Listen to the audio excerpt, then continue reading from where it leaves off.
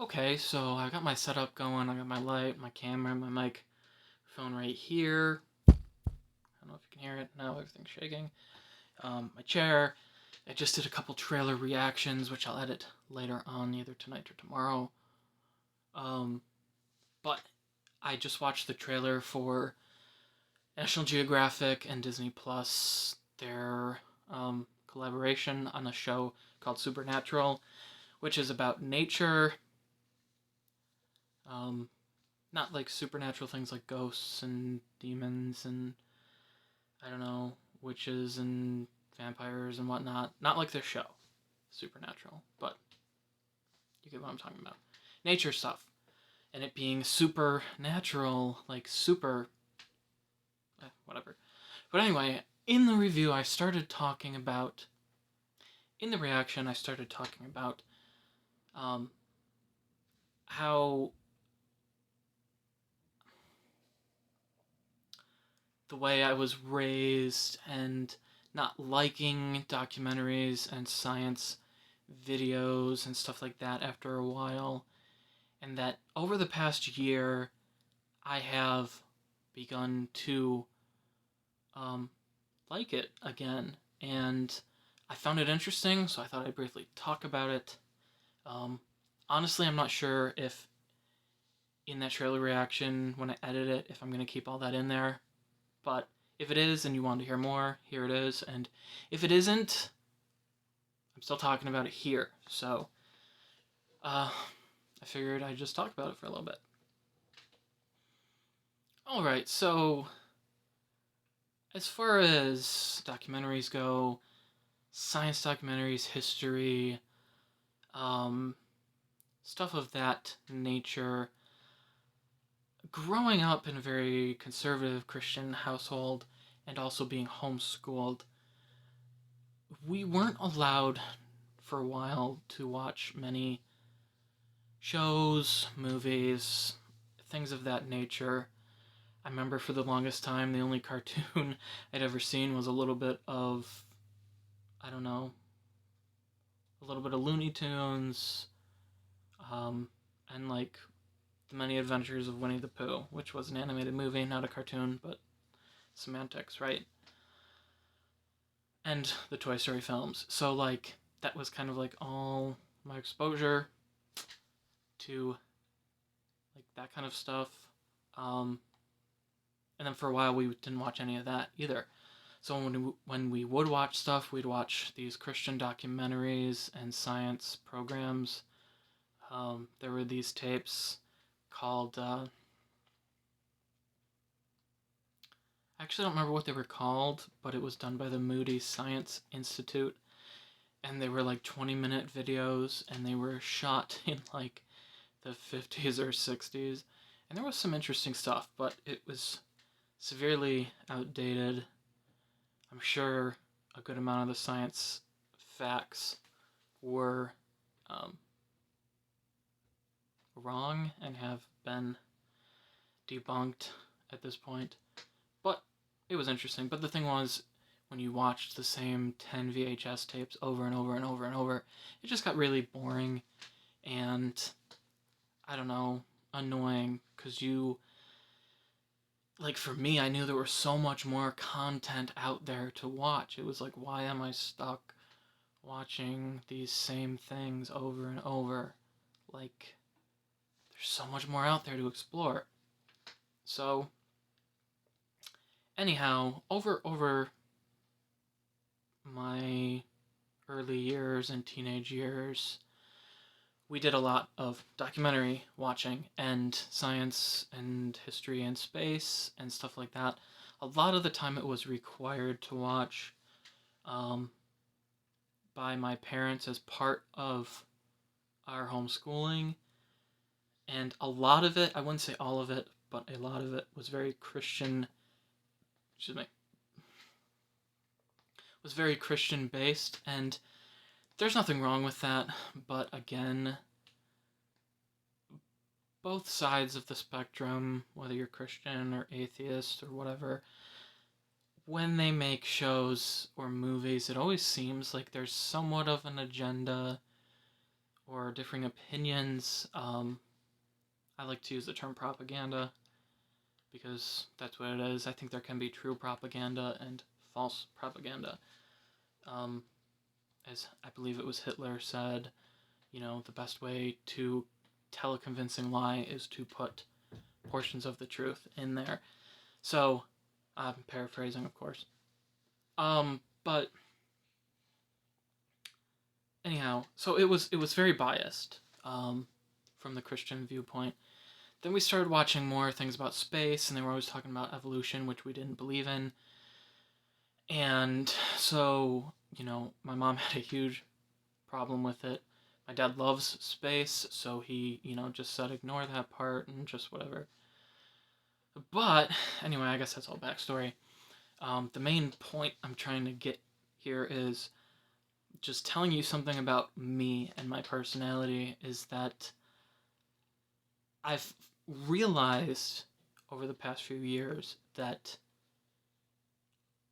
there's a lot of things I enjoy and there's a lot of things that I'm interested in, but I will hate it like with a passion if I'm forced to do it, to watch it, read it, live it, etc. So,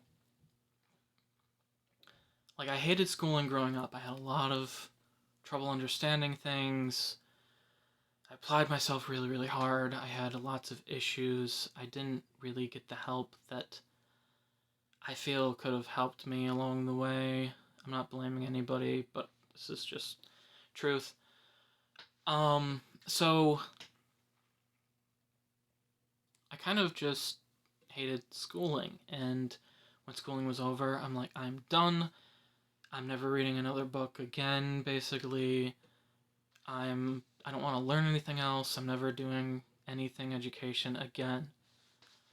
But then when I realized I didn't have to do it, and it was my choice if I wanted to learn something about an ancient emperor, or about the stars, or theoretical science, or nature documentaries, etc., I could have the decision for myself whether or not I wanted to watch it, read it, learn about it, educate myself.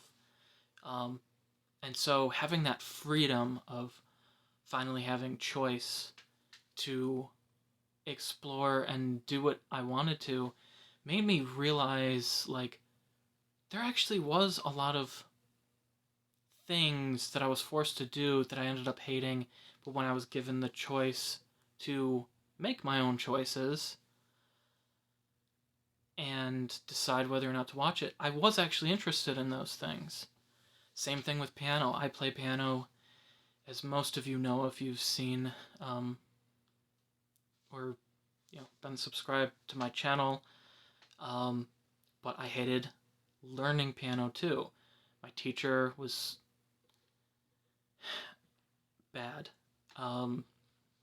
Especially for me, my natural talent is to compose, just with my mind, and play it out, and play by ear and stuff like that. And she always wanted me to read from the book, learn the notes, learn the theory, learn the time signatures, all that stuff. And I was forced to do it. I was forced by my parents as part of my schooling, and I was forced by the teacher to learn a certain way. And it just drove me absolutely crazy because I'm a very creative person. So if I listened to a piece of music and wanted to play it, I would add things or subtract things to make it sound better in my like from my viewpoint, what I thought would make it better, what would make it worse. Like, I would adjust as I played. So when I'd actually play and read the music notes, I would occasionally add a little extra note, or a little, like, I don't remember the names of it now, but it, like, when you hit a note, instead of going da, but you had da da da da da, like, I would do stuff like that, and it drove my teacher crazy. And so, it was kind of something that I ended up hating because it was something where I felt very restricted, constricted, and very controlled, and that I had no choice in the matter. When we eventually left that teacher, I got some more freedom with a new teacher, and then eventually, when I ended the whole lessons in general thing, I fell in love with playing piano again, and I fell in love with music again, and it was because I finally had, again, that choice to choose what I wanted to do, and I wasn't constricted, I wasn't restricted, I wasn't restricted by notes on a page, I wasn't constricted and restricted by a teacher. I was able to finally let go of all of that and just channel my creative mind into my talent of being able to play piano. And I'm not saying I'm a great piano player by any means. I'm not saying, that my talent is something that's, you know, amazing, but it is a talent that I have that I probably could work on to get better. But there is something extremely freeing about being able to be free. But that's just part of who I am now, and it's part of who I've always been, and it's been very interesting over the past few years to start to realize, I am my own person. I can look back at things that I just hated and now realize that because I'm not told to do it and that I have no other choice, that I can experiment with it and explore it. And if I like it, I like it, and that's fine. And if I hate it, then I just stop doing it. So, it's a great thing. But that's just part of me, part of who I am. I hate being controlled, restricted, constricted, not having freedom of choice. I wonder, I haven't really looked into it, but I wonder if people who are more of the creative mindset instead of more by the book, if people with more creative minds, if that's how they feel as well.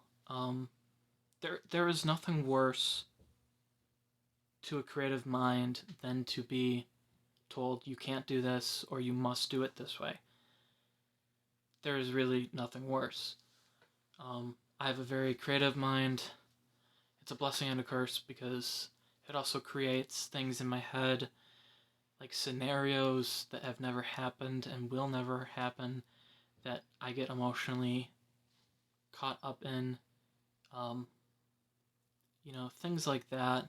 So it can be a curse, but it is also a great thing if I can properly use it.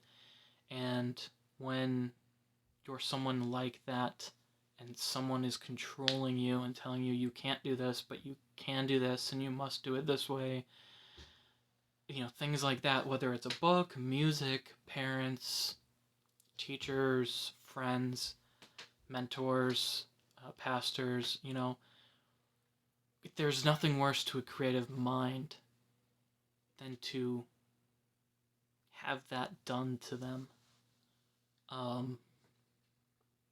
At least in my scenario, and I would venture to say that it's probably the same with most creative people. So, for those watching who are of the creative mindset, I would say, try to get as free as you can. Try to allow yourself freedom of expression and freedom of taking your creative talents, whether it's writing a story, a screenplay, acting, playing music, art, I mean, I guess all those things I just listed are art, but I mean, like painting, that kind of stuff, you know, use that creativity and allow yourself to not be restricted, especially if you're an adult. You know, you don't have to be constricted and restricted by others telling you what to do.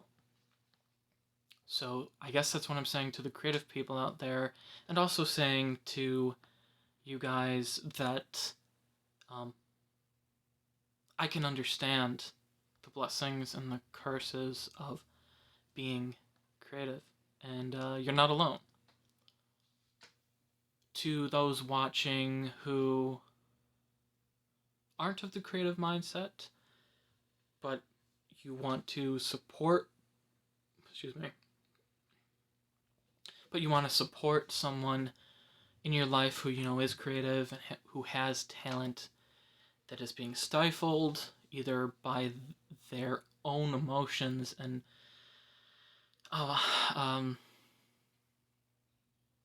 mental mindset, I guess, or by others, I would say just encourage them to be who they are and be artistic and channel that creativity to however they want to, even if it comes out poorly. Like, usually, you know, if you're going into like music and you want to create music, when you start out, it's not going to be that great most of the time.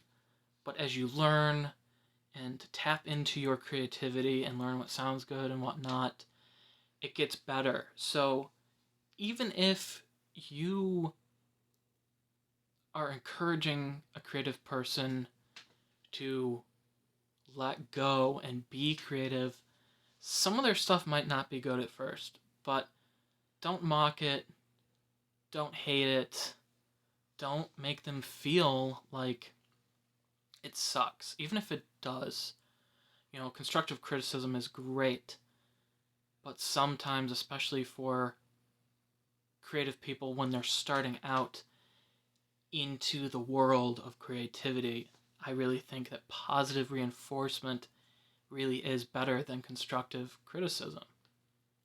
I think as an artist or a creative person starts to find where they want to be with their creativity and everything, and once you realize that they're pretty solid in that, then I would say you can be more critical, point out the things that you think they could be better at, point out the things you don't like or you do like.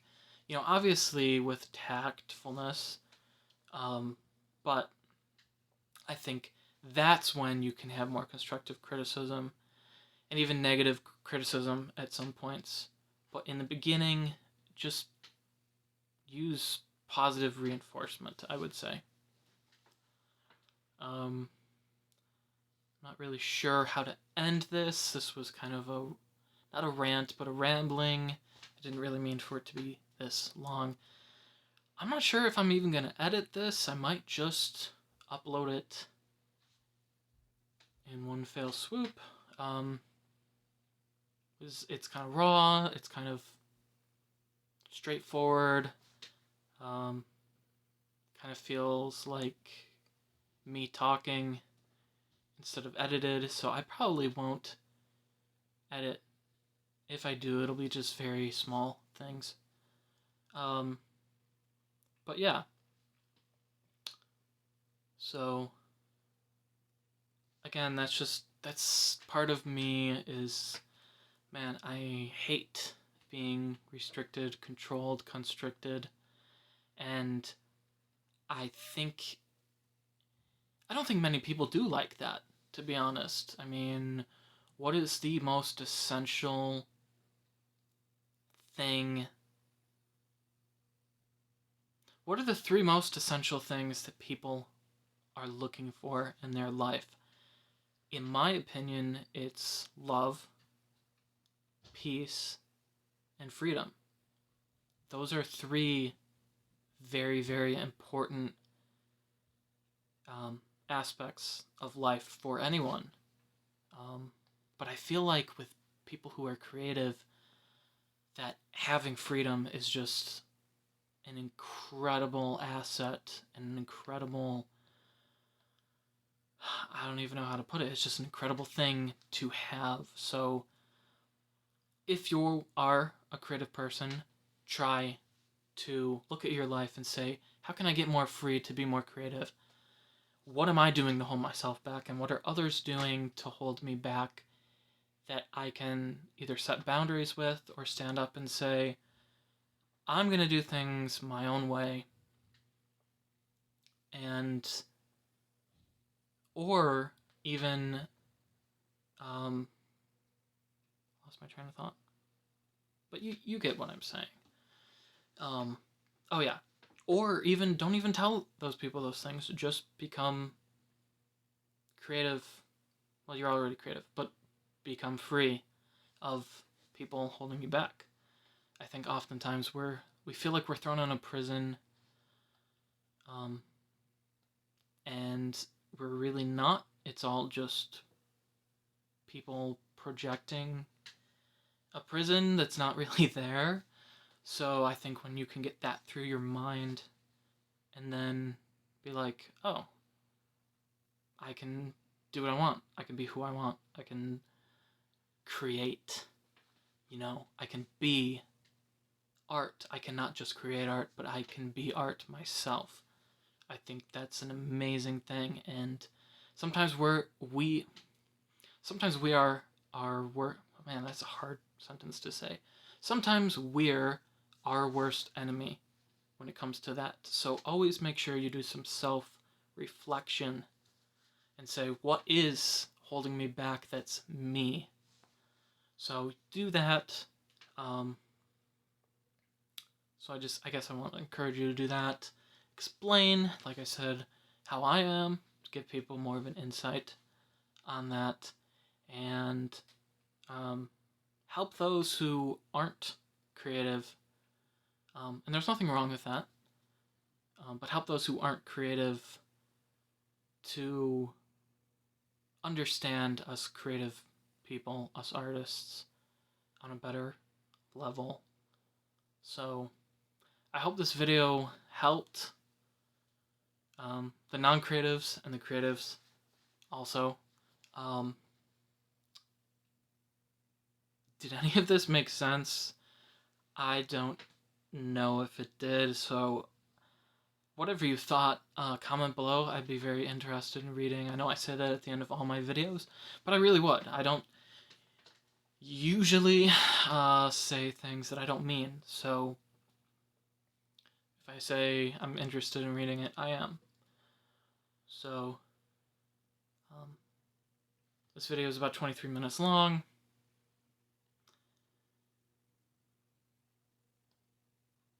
I guess that's fine. I could probably edit it down to 15 minutes, but I think I'm just gonna let it be what it is. So, anyway, thanks for watching. My name is Aaron. I hope that this video helped in some aspect. And as always, if you'd like this video, if you liked it, if you click the like button if you liked this video, and if you'd subscribe to my channel for maybe more videos like this, or just for my movie reviews, trailer reactions, stuff like that, I would appreciate it. Alright, my name is Aaron. I thank you for watching, especially if you stuck through this whole thing. So, thank you. And I hope you come back and see me in another video.